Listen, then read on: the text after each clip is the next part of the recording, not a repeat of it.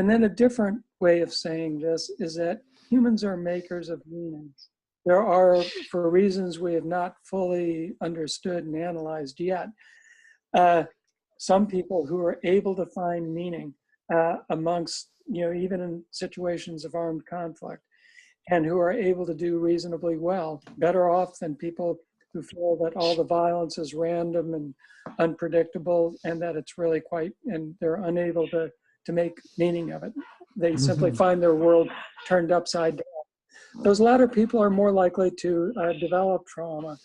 And then, of course, there's a huge dose effect. It matters as to, what is the magnitude of what you've experienced, its chronicity, how long, its multiplicity, how many times did you experience these stressors. And then whether you develop full-blown trauma depends not only on the bad things you experience, but on whether you had social support and had the presence of various protective factors, like being in a loving, caring relationship for a child, with your parents, being in the care of your parents. All of these things will influence your reaction, as will heredity. And so I think that there is it's very simplistic to think that everyone develops PTSD following exposure to horrendous, life-threatening events. That is known to be a bit simplistic. But it's also important not to think that because most people are reasonably resilient, that they don't need support.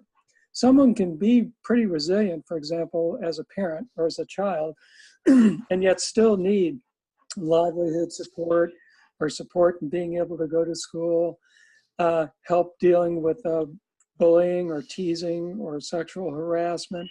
There are a whole variety of supports that may be terribly important. And so resilience is always a dynamic sort of process. It's an outcome at a particular moment, but it changes over time depending upon the constellation of risks and protective factors and promotive factors, things that promote your well-being. And so I think that we have to be thinking preventatively so that in every situation, we don't treat people as if they're all traumatized, but we take steps to strengthen all those protective and promotive factors to mediate the everyday distresses and to reduce the proportion of people whose reactions might convert to full-blown PTSD or depression. We used to think that it was a good idea to have people relive the experience, tell me what happened to you, give me the detail, go over it and over it again to desensitize them. I gather the wind has shifted around that.